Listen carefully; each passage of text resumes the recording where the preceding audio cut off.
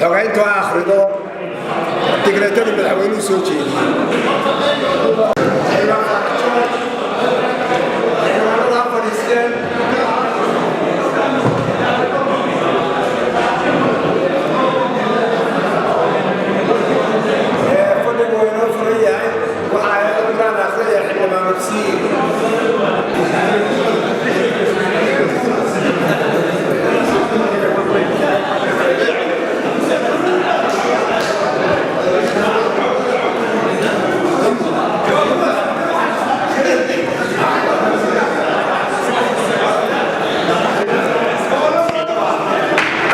baa fadhiya golaha konton iyo sagaal xildhibaan baa fadhiya waxaynu gelaynaa codayntii tigreetadii madaxweynuhu soo jeediyey ee ahayd labada doorasho ee isku lamaansanaa in la kala qaado madaxtooyada la qabto wakhtigii loogu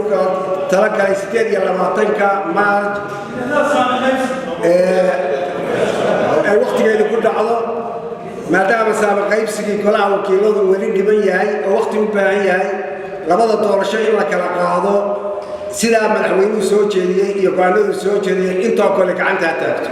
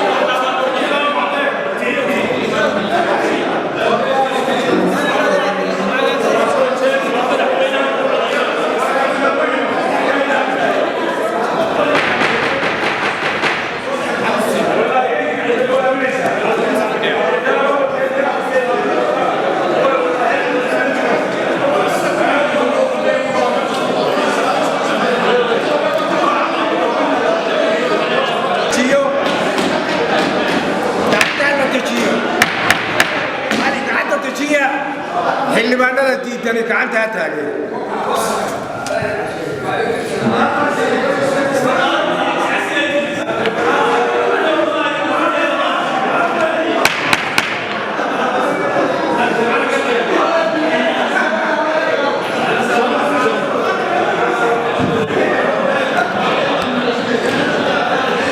gacanta dejiya xildhibaanada ka aamusa gacanta ha taageen deji gacanta cali deji yaa ka aamusay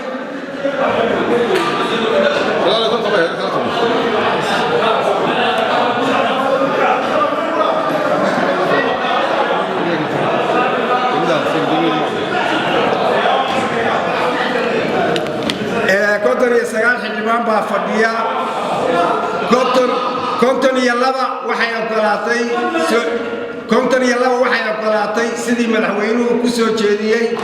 qodobadii soo jeediyey oo isku dhan 5 xildhibaan waa diiday hal xildhibaan waa ka aamusay go'aanka sidaas waa sax ku yahay